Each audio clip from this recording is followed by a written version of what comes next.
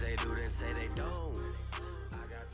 What is going on, everybody? It's your boy Delirium coming at you with a different video for the channel. This is something I've been kind of thinking about for a little while. I'm a massive hip-hop and rap fan, and I decided that me and the boys usually get in this debate whenever we hang out, who's the top 10 rappers of all time.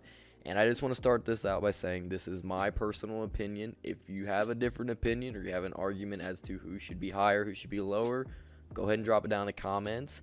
But we're going to go through and we're going to rank the top 10 rappers of all time, my personal opinion. So yeah, we're going to hop right into it. And if you're new, go ahead and like and subscribe. And then if we get enough likes on this, if you show some support on it, I may do more of these. I don't know. You guys may not like this kind of stuff. So figured I'd do it. Figured it'd be fun. So start off with the honorable mentions. In honorable mentions, I have 50 Cent as the first one.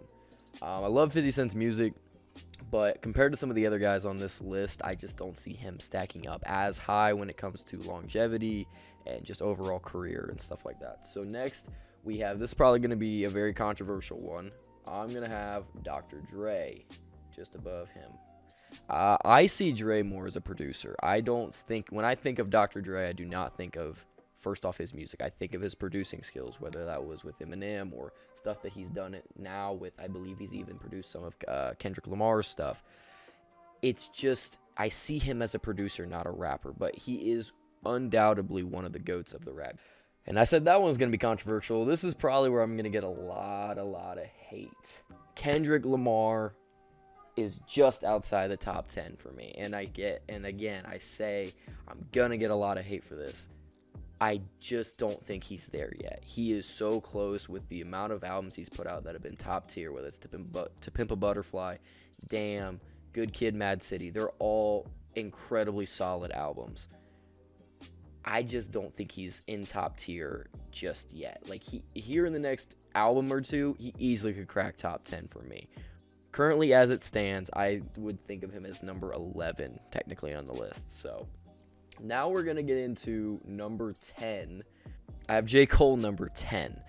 I personally kind of have a bias towards the East Coast flow rather than West Coast flow. So between the two, they're really interchangeable between like their styles and just their body of work. I just prefer the East Coast flow. And that could be different for anybody else, and that's perfectly fine. But between the two, I've always preferred J. Cole just a little bit more. So I think the only artist to ever go double platinum without a single feature, that's going to live on forever. I really don't see that getting beat anytime soon. So now we have number 9, and I have Mr. Ice Cube himself. Out of that group of the NWA, I feel like rap-wise, he was the best rapper out of all of them. Of course, like I said, Dr. Dre, he could rap with the best of them, but I see him more as a producer. And I think Ice Cube at number 9 all time is a good spot for him. So now we go to number 8, and that is Snoop Dogg. Dude, he's just a whole vibe. From start to current, Snoop Dogg continues to put out good music. Like, he just had a feature with NBA YoungBoy, and of course, NBA YoungBoy will be nowhere near a top 10 list, but he's just still putting out solid lyrics, solid flows, solid verses at this point in his career. It's insane. Like I said, Snoop's just a whole vibe, man. It's just, he's one of the guys that I don't think anyone could walk into a room and see him and not put a smile on their face. This dude, talent, insane, incredibly cool guy. He has to be on this list, to me at least. Number 7, Kanye West. And this is where it gets a little interesting because I'm not a big fan of his newer music he's put out. But all of the early Kanye is just untouchable.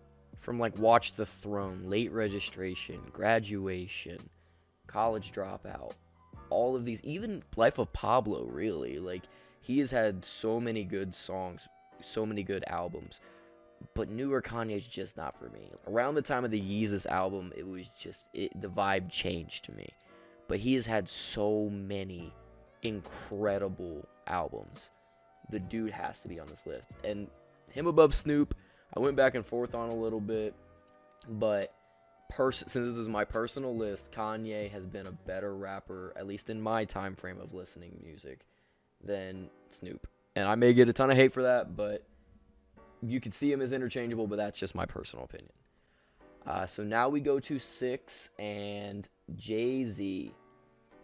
I'm not going to lie.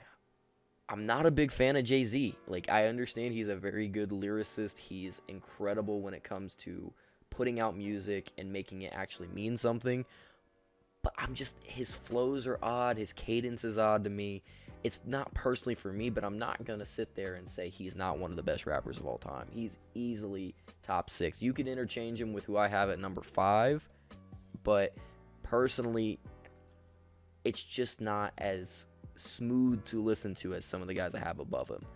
And just something about it, he's undoubtedly one of the best like life stories ever. Like, to go from selling crack in New York to being one of the highest grossing sales artists of all time. Not even just rap, like all time, just of all artists. But I cannot discount what he's done for overall rap culture as a whole. Now we get into number 5, which I don't see this dude in enough top 10 lists. When I've seen someone, I've talked to my friends, I do not see him up there as much as he should be. And that is Lil Wayne. Lil Wayne, unbelievable longevity. And I think I've mentioned longevity quite a bit. But, I mean, being in a top 10 list, you have to have a longevity for it. But Lil Wayne has been, for the bulk of his career, Lil Wayne has been incredible when it comes to putting out quality songs. Just the Carter sequence, as much as the Carter 5 got shit on, I liked it. Not as many songs as I thought I would like on it. It is incredibly hard to find a bad song on the first 3 Carters. The 4th one, there's a couple hit and miss songs on the album, but it's insane to me that people don't put him up in the top 10 like he should be at this point. So number 4 is Nas. A lot of people I've heard call him a one-hit wonder with Illmatic. Nas is definitely not a one-hit wonder. From Illmatic, It Was Written, and even Stillmatic, honestly. Like, there are quality songs on all of those albums. Of course, Illmatic is his number 1 album. Everyone knows this. But even he just dropped an album not too long ago. I think a week or so ago, I believe. And listening to that, he's still got the flow. He's still got the cadence. He's able to keep up with today's craziness in this world and still make music that can mean something to people. And just his flows are insane to this day, and undoubtedly he is top 5 100%. That's not changing anywhere. Now, earlier I mentioned that I have a tendency to prefer the East Coast flows rather than West Coast flows, and this is where that is going to become abundantly clear, because Mr. Tupac Shakur is 3, and I picked him over the next 2 because of that fact. Tupac is undoubtedly, he's in everyone's top 5. He's number 1 on a lot of people's lists because of the certain type of music and the flows that I like. Tupac, I can understand, is amazing. I love his music. I'm not going to dog him in any way. But when you get down to top 3, you got to start splitting hairs at this point, because each one of these guys has unbelievable discographies. Even though Tupac and Biggie careers were cut short, it is insane what they were able to do. And Tupac to me is number 3 just because I can't put him above Biggie, and then of course the other one that I'm guessing people will be able to guess, but Tupac at number 3. Now we get Biggie Smalls at number 2. Biggie, I don't think there's ever been a rapper, even to this day, that is able to flow as smoothly as him. Like, me and my dad were talking about it. We were listening to Biggie one time, just riding around, and he was like, I don't think anyone can beat his flow. He could take any section of words, any bars, and just make it flow perfectly with the beat. Like, a lot of people are kind of abrasive with how they rap, and like, it's very sharp cuts between the words and how they pronounce it, different syllables. Biggie just made it all flow together. There is something so smooth and effortless when listening to Biggie. It is one of the most in-depth listening, just when you're breaking down the lyrics and the bars, but he makes it so smooth and easy for you to do it. It's so simple to listen and just be able to break down everything he's saying. It's not hard to understand him. It's not too quick. It's not too slow. He made it perfect when it came to the East Coast flow. And now, of course, I'm going to get hate for this. We got Eminem number 1. It is impossible to beat him, in my opinion, at this point. There's no one, in my mind, there's no argument for anyone else. The highest grossing rap hip-hop artist of all time. He has made so many good albums, and I don't care what anyone says, he's made one bad album, and that one bad album was Revival, and there were good songs on it. I'm not gonna lie, I'm not the biggest fan of Revival. Everyone knows it was a flop. Eminem knows it was a flop, but there were still quality songs on there. People don't give it credit for that. They just write it off as a terrible album and say, done, it's over. There were quality songs, it's good, but compared to the other stuff, we all know he could have done better. It felt weird, it didn't feel right.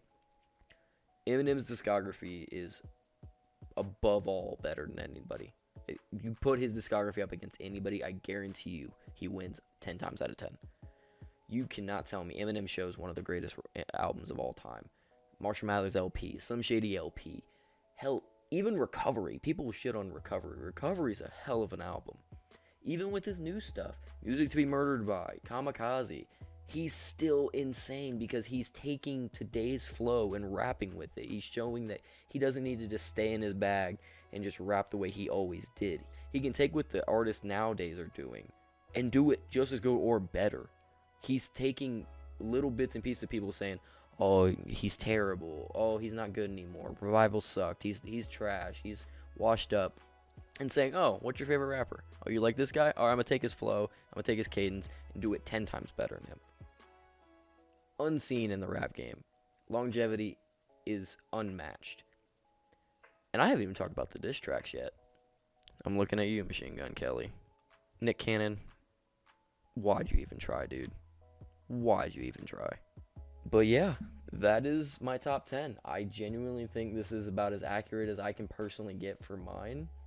If you guys want to shit on it in the comments, go right ahead. Tell me what you would think is better, who's on here that shouldn't be, anyone that's not on here that should be, and then tell me how wrong I am in the comments. I can't wait to see these, if there are any, and I can't wait to see all the hate or love this gets. But I appreciate you guys stopping by the video, and like I said in the beginning, if you're new, subscribe, like the video, it really helps out, and hopefully we'll see you back next time. Peace.